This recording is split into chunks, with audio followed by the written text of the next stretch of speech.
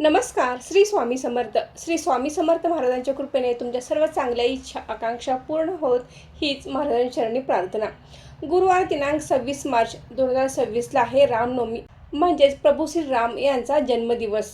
श्री रामनवमीचा हा उत्सव संपूर्ण देशामध्ये अगदी उत्साहाने आणि धूमधडाक्यामध्ये साजरा केला जातो. कारण प्रभू श्रीरामांच्या जन्माने व जीवनाने संपूर्ण राष्ट्राला मार्गदर्शन लाभले आहे. कौटुंबिक, सामाजिक, नैतिक तसेच राजकीय मर्यादेत राहून पुरुष कसा उत्तम होऊ शकतो हे मर्यादा पुरुषोत्तम श्रीरामाच्या जीवनचरित्रावरून आपल्याला समजते. श्रीरामातील दैवत्व श्रीरामानेच निर्माण केले आहे. मानव उच्च ध्येय व आदर्श ठेवून उन्नती साधू शकतो हे प्रभू श्रीरामाने स्वतःच्या जीवनाद्वारे दाखवून दिले आहे. आपल्या विचारातून, विकारातून व व्यवहारातून त्यांनी मर्यादा न सोडता कार्य केले, म्हणून प्रभू श्रीरामांना मर्यादा पुरुषोत्तम असे म्हटले जाते. प्रभू श्रीराम खरोखरच पृथ्वी तलावर अवतरलेले परब्रह्म होते. म्हणूनच प्रत्येकाने श्रीरामांसारखं होण्याचा प्रयत्न करायचा आहे. अशा या मर्यादा पुरुषोत्तम प्रभू श्रीरामांचा जन्मदिवस रामनवमीला साजरा करायचा आहे. त्याचबरोबर प्रत्येकाने प्रभू श्रीरामांसारखा होण्याचा प्रयत्न करायचा आहे. तर मैत्रिणींनो, प्रभू श्रीरामांचा जन्मदिवस रामनवमीला कसा साजरा करावा, त्याचबरोबर या दिवशी कोणत्या सेवा कराव्यात, उपवास करावा का, अशी संपूर्ण माहिती आपण आजच्या व्हिडिओमध्ये घेणार आहोत. तर व्हिडिओ स्किप न करता शेवट पण नक्की बघा. राम रामेती रामेती रमे रामे मनोरमे सहस्रनाम तत्तुल्यम रामनाम वर्णानने.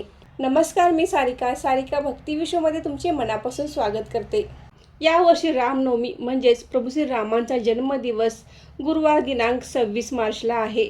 नवमी तिथी ही 26 मार्चला सकाळी 11:48 सुरू होणार आहे आणि 27 मार्चला सकाळी 10:06 नवमी तिथी संपणार आहे. आपल्याला रामनवमी ही गुरुवार दिनांक 26 मार्चला साजरी करायची आहे. प्रभू श्रीरामांचा जन्म हा दुपारी 12:39 झाला होता.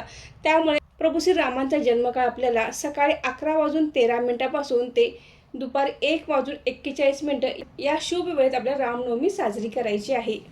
घरच्या घरी सुद्धा आपण रामनवमी अगदी उत्साहाने साजरी करू शकतो. आपल्या घरामध्ये प्रभू श्रीरामांची मूर्ती असेल, फोटो असेल तर त्यांची आपण पूजा करू शकतो. मूर्ती असेल तर त्यावर अभिषेक घालायचा आहे. प्रभू श्रीरामांची मूर्ती नसेल तर आपण बाळकृष्णाच्या मूर्तीवर किंवा श्री स्वामी समर्थांच्या मूर्तीवर देखील अभिषेक घातला तरी चालतो. 16 वेळा पुरुष सूक्त म्हणून आपण हा अभिषेक घालायचा आहे. जर तुम्हाला 16 वेळा पुरुष सूक्त म्हणणे शक्य नसेल तर किमान एक वेळ तरी पुरुष सूक्त म्हणून आपण अभिषेक घालू शकता. किंवा तुम्ही श्रीराम जय राम जय जय राम, श्रीराम जय राम जय जय राम या मंत्राचा जप करत तुम्ही अभिषेक घालणार असाल तरी देखील चालेल. 11 वेळा, 21 वेळा, 51 वेळा किंवा 108 वेळा या मंत्राचा जप करून आपण प्रभू श्रीरामांच्या मूर्तीवर, श्री स्वामी समर्थांच्या मूर्तीवर किंवा बाळकृष्णाच्या मूर्तीवर अभिषेक घालू शकता. त्यानंतर आपण मूर्ती स्वच्छ कापडाने पुसून घ्यायची आहे आणि त्यांची विधिवत पूजा करायची आहे. या दिवशी कोणत्या सेवा करण्याला विशेष महत्त्व आहे तर या दिवशी आवर्जून आपण रामरक्षेचे पठण करायचं आहे. 11 वेळा, 21 वेळा, 51 वेळा तुम्ही रामरक्षेचे पठण करू शकता. बऱ्याच जणांची अशी समस्या असते की आमची मुले ऐकत नाहीत किंवा अभ्यास करत नाहीत, अभ्यासामध्ये त्यांचे मन लागत नाही.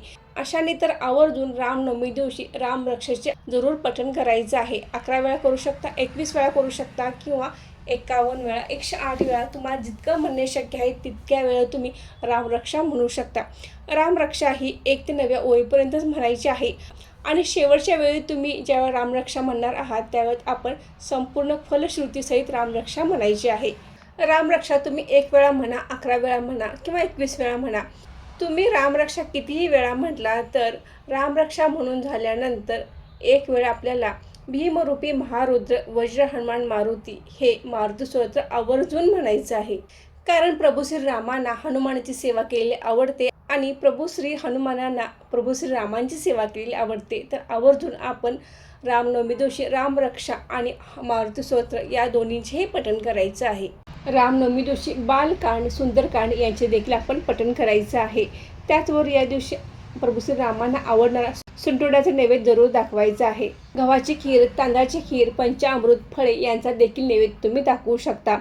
मंदिरात जाऊन देखील प्रभू श्रीरामाचे आपण दर्शन घेऊ शकता. त्याचबरोबर तुम्ही तेथे प्रसाद वाटप करू शकता, अन्नदान करू शकता. तुमच्याकडे जर रामनवमी उपवास केला जात असेल तर तुम्ही करू शकता. काही विशेष करण्याची आवश्यकता नाही. या दिवशी गुरुवार आहे तर बऱ्याच जणांचा गुरुवारचा उपवास देखील असतो, तर त्याचप्रमाणे आपण रामनवमीचा उपवास करणार असाल तरी देखील चालेल. दिवसभर उपवास करून तुम्ही रात्री हा उपवास सोडू शकता. तुमच्या गावामध्ये जर प्रभू श्री रामांचे मंदिर असेल किंवा कोणत्याही मंदिरामध्ये राम जन्मोत्सव साजरा केला जातो, तर त्या ठिकाणी जाऊन आपण राम जन्मोत्सव साजरा करायचा आहे आणि प्रभू श्री रामांचा पाळणा म्हणायचा आहे. तुम्ही घरच्या घरी करणार असाल तरी देखील चालेल किंवा मंदिरात जाऊन तुम्ही जन्मोत्सव साजरा करणार असाल तरी देखील चालेल. तुमच्या गावामध्ये जर रामनवमीनिमित्त भजन कीर्तन असेल तर त्यामध्ये देखील तुम्ही सहभागी होऊ शकता. अशा पद्धतीने आपण रामनवमीला प्रभू श्री रामांची पूजा करायची आहे आणि त्यांच्या या प्रभावी सेवा करायची आहेत. प्रत्येकाने आवर्जून या दिवशी रामरक्षाचे पठण करायचे आहे. काही सेवा करणे शक्य नसेल तर आपण दिवसभरामध्ये श्रीराम जय राम जय जय राम, श्रीराम जय राम जय जय राम या मंत्राचा आवर्जून जप करायचा आहे. दिवसभरामध्ये जास्तीत जास्त जप करण्याचा प्रयत्न करायचा आहे. तर मैत्रिणींनो, आजचा व्हिडिओ इथेच थांबवते. तुम्हाला रामनवमीच्या खूप खूप शुभेच्छा. व्हिडिओ आवडल्यास व्हिडिओ लाईक करा, शेअर करा आणि सारिका भक्ती विश्व या यूट्यूब चॅनलला सबस्क्राईब करा. धन्यवाद.